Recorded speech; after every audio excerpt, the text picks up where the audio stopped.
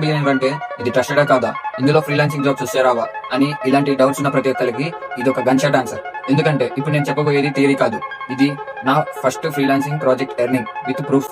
So ఇది మాటలతో కాదు, విత్ ప్రూఫ్ చూపిస్తా చూడండి.